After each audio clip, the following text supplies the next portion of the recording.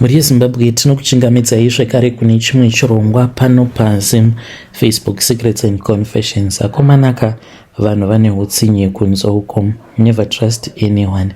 Pane nyaya iyo yandakatumidzirwa ichibva kuna vahanzvadzi vedu vakazotoita zvekutofona vakati mukoma please pindurai.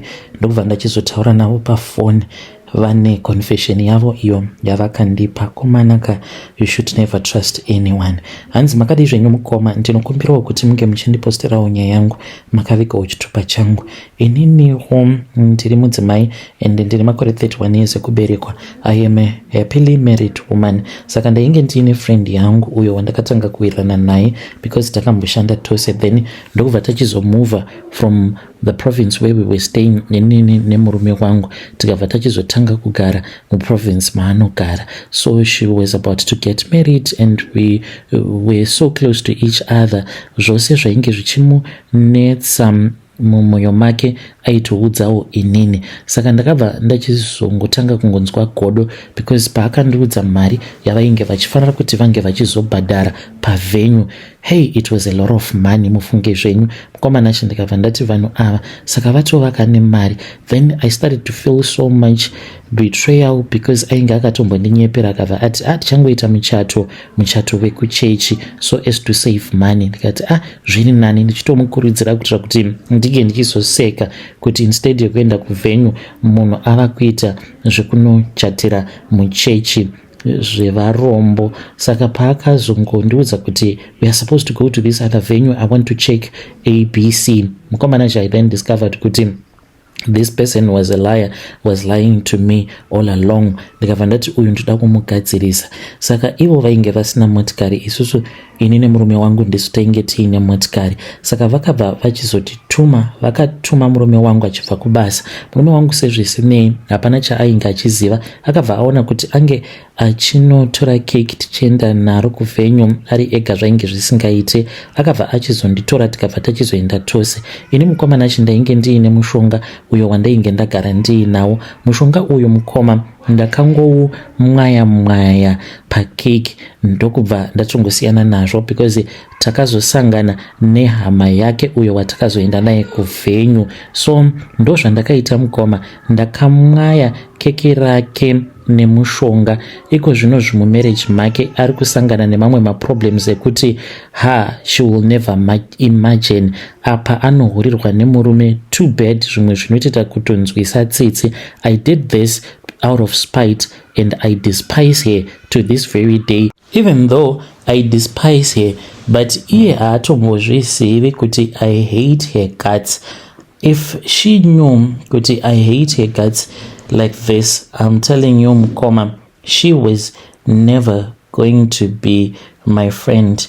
Ndozva nditongori ndakatongoboekana kuti saka munhu iye anobhuka venue yakakura kudaro. Apa ndakatombomukumbira mari, pane zvatainge tichida kugadzirisa pamotikari akabva ati mari hatina. Izvo vainge vari busy, mufunge zvenyu, vari busy vachida kufadza vanhu, vamwe vanhu vekuti havatombovabatsiri. But yet inini nemurume wangu, they used to pretend as if we were like good friends, but I discovered kuti we were not even good friends at all. When you post my story, please tell me. I'll be following through in the comment section.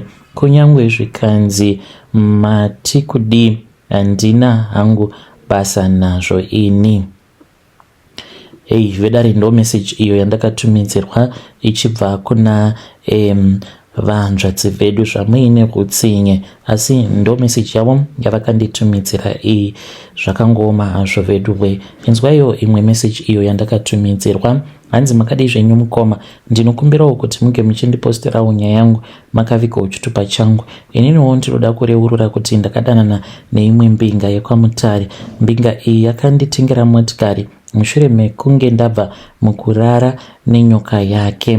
Like what happened was that I met this guy when I was still in university. The guy then told me kuti he wanted me and I also wanted him because mari ainge agara ainayo. Ndikabva ndati what else can a girl do than to be taken good care of. Ipapo aifamba nerimwe ML 600 aifamba naro mazuva ainge achindipfimba. Even my friends were in approval of the way that he was taking good care of me. Saka takabva tachizodanana zvekutodaro zvekuti at the end of the day akazogumisidzira ava kuti kwandiri iwewe ndichakuudza everything about me, in which I did not understand what he meant about it. Akabva achizoti do you know kuti inini ndine zvinhu zvinondipa mari. Akasika akabva ati isu tiri vechipinge, and I immediately knew what he was all about. He then told me kuti iye ainge akaromba. Ndikabva ndati okay, it's okay. Ndokubva achizoti kwandiri but kuromba kwangu kwandakaita there are things that I want you to understand about me. Inini ndinofanira kuti ndinge ndichizopota ndichiwana mukadzi wekuti mukadzi iyeye anenge achifanira kuti ange achizobvuma kurara nenyoka yangu. Ndikabva ndati it is okay, kana kuri kunzi ndo nyaya yacho inenge iripo but uchandiitirei. Akabva ati chero zvaunenge uchida. Ndokubva anditi please help me to save my little brother, because kana iwe ukaramba kurara nenyoka yangu then it means kuti I will be forced to sacrifice my own little brother. Ndikabva ndati alright, hapana kana nyaya, ndinokwanisa kurara nayo nyoka yacho iyoyo. And then ndipo apo pa ndakabva ndachizoenda naye kuhotel muno muHarare. Taenda kuhotel then ndopa akabva achizoburitsa nyoka iyi yenge iri mujacket. Akabva ati kwandiri ndiyo nyoka yacho iyi. Akabva anditi are you sure you want to do this? Ndikabva ndati hongu, I'm willing to do that kana zviri zvo zvinokwanisa kuzokubatsira, plus kana kuri kunzi ndo zvinokwanisa kuzondibatsirawo sezvo uri kuti unoda kuzonditengera motikari. Akazonditengera motikari mukoma after ndabva mukurara nenyoka yake. So I'm just going to describe the brief thing that happened apo pandakarara nenyoka. Akabva achizoti handei kumotikari, takaenda kuparking lot. Ndobva tachizodzoka tainge tiine dish redu ratainge tiinaro. Ndokubva achizoisa imwe mvura iyi mukomanashi handizivi kuti yenge yakaita sei but yenge yakakora yakaita kunge mukaka iri yebrown. Akabva anditi geza. Ndokubva ndachizogeza. Ane towel rimwe raakandipa asi towel iri rainge richinhuhwa bute.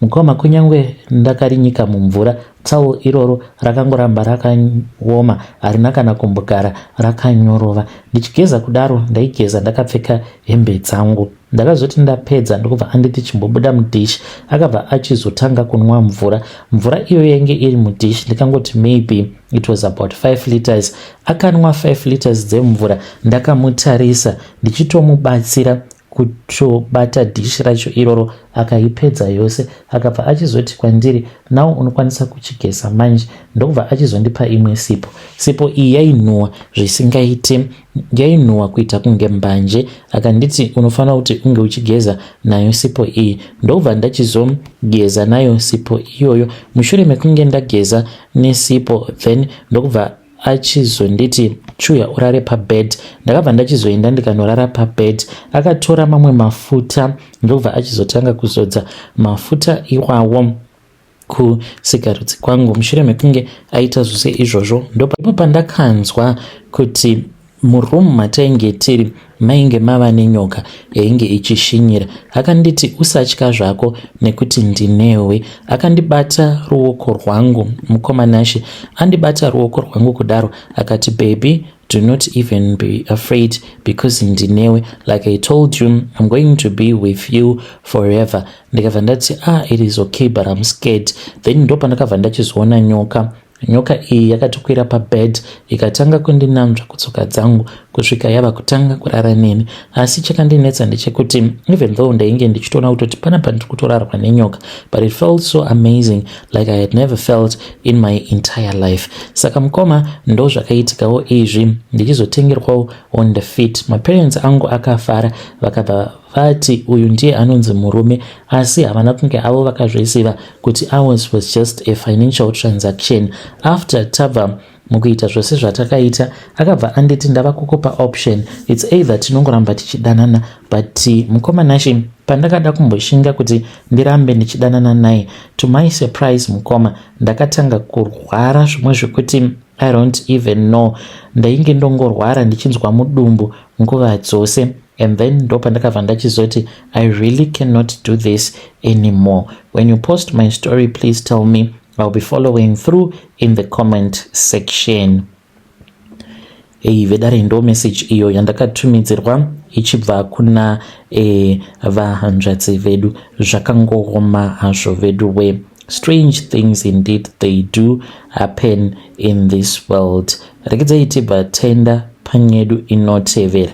Nyedu inotevera yakamira sikudaiso. Hanzi mukomanashi makadii zvenyu? Ininiwo ndiri mukadzi ndine makore 19 years ekuberekwa, asi ndiri kudanana nashuga mama. Shuga mama ava ndakasangana navo kuchechi yemuno muSouth Africa. Saka shuga mama ava vari kuti vanoda kuchata neni. Handizivi kuti zvinoita here. I had never done such a thing in my entire life. Ndainge ndisati ndakambozviita, but right now ndatova nemunhu wangu uyo wandotofambidzana naye. She is a woman as well. So I just need advice from your listeners. When you have posted my story, please tell me. I'll be following through in the comment section.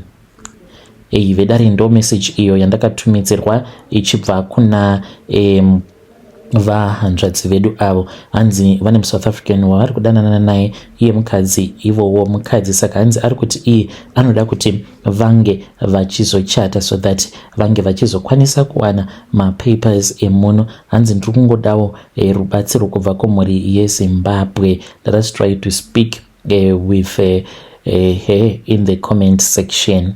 Rekedzai tibva taenda panyedu inotevera.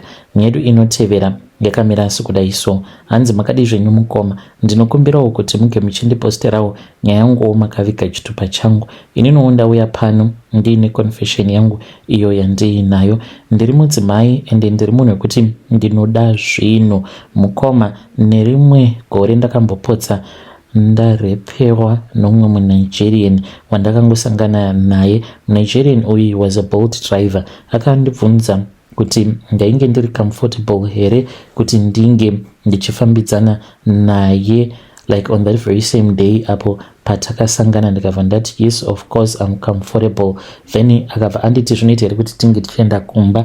Ndikabva ndamuti yes as long as you give me money. Takati tava munzira tichienda kumba kwake ndo pandakaona kuti pasi pesiti painge paine banga iro rainge riripo. So then ndo pandakabva ndamubvunza kuti naiwe kubanga iri haufa. Mukomanashi akabva achizotanga ku overspeeda motikari yake. Ndikatanga kuchema.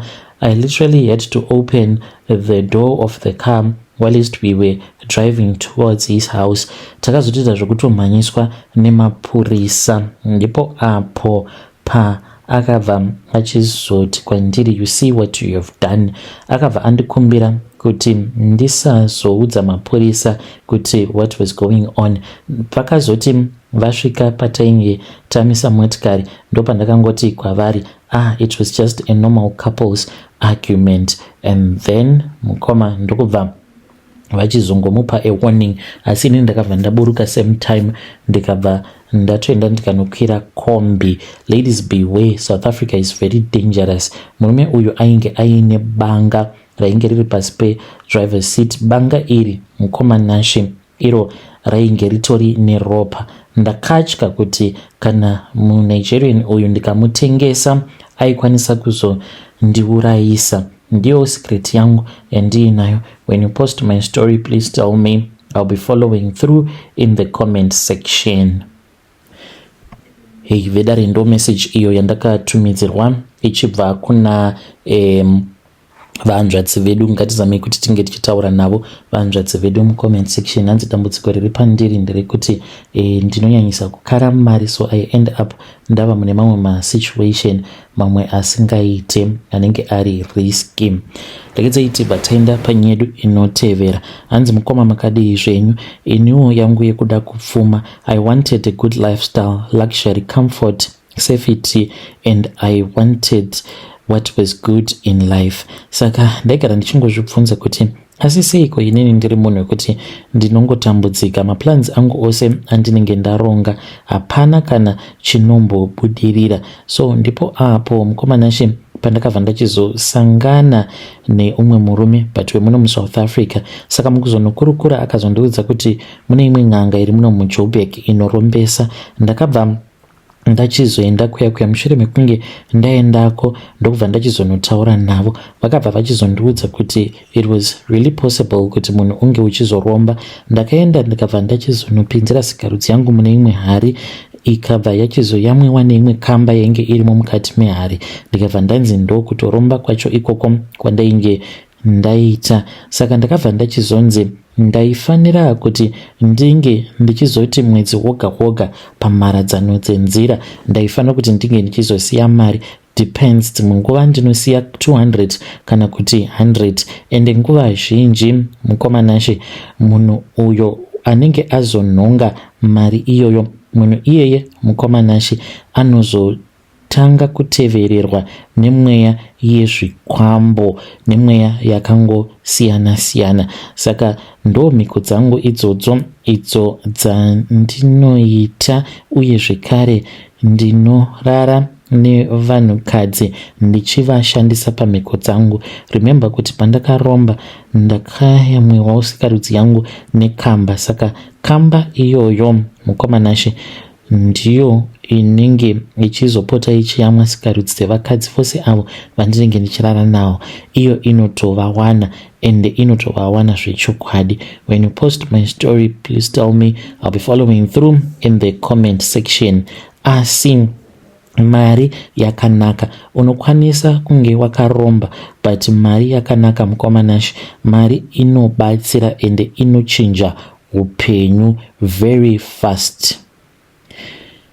Hey, vedare ndo message iyo yandakatumidzirwa ichibva kuna mukoma vedu. Ngatizamei kuti tinge tichitaura navo mukoma vedu ava mucomment section. Zvakangooma hazvo vedu we. Hey, ya pakaipa. Legedzai tibva taenda panyedu inotevera. Nyedu inotevera yakamira sekudai so. Hanzi makadi zvenyu mukoma, ndinokumbirawo kuti munge muchindiposterawo nyaya yangu makavigwa chitupa changu. You know, I want to confess kuti I have been faking a pregnancy. Apa numbu iye ari kufungidzira kuti numbu yatova mu 4 months but anditomborina nhumbu. Kana murume uyu akauya kuno kuZimbabwe, nai ndingamuudzawo kuti kudii. Murume uyu abhadhara mari dzakawandisa kumadoctors but mari idzi ndinongodzidya. Ndinenge ndichimunyepera kuti ndaenda kumadoctors but pasina kana kwandinenge ndamboenda. So ndiyo nyaya iyo yandiunzawo pano. When you have posted muzongondizivisawo. Handichaziviwo kuti ndoita sei. It started as a joke because murume uyu, to tell you the truth, handimudi. Ndakasangana naye pasocial media, akangondipa pressure, akatanga kunditumidzira mari. Ndikati ndingaramba mari here, kudzamara tatova serious. So as for now mukomanashe titori vanhu vekutongoti titori on like that. Apa ndiri kumushandisira maadvantages. Ndiri kungodawo help kubva kumhuri yeZimbabwe. Ndava kutya kuti munhu uyu kana kuri kunzi akazouya kuZimbabwe, it's obvious achandibvunza kuti ko how far nhumbu yacho zvaisiri kumbokura. Ndinomutumidzira mapictures andinenge ndakaedita. Dzimwe nguva ndinotoita zvekutopfekedzera zvidhende ndichimunyepera kuti I'm pregnant. Yo, vedare ndo message iyo yandakatumidzirwa ichibva kuna vahanzvadzi vedu. Zvakangooma hazvo vedu we. Ngatizamei kuti tinge tichitaura navo vahanzvadzi vedu ava mucomment section. Hanzi ndiri kumunyepera kuti ndine nhumbu because ndikuda kungochengetwa but handina kana nhumbu zvachose.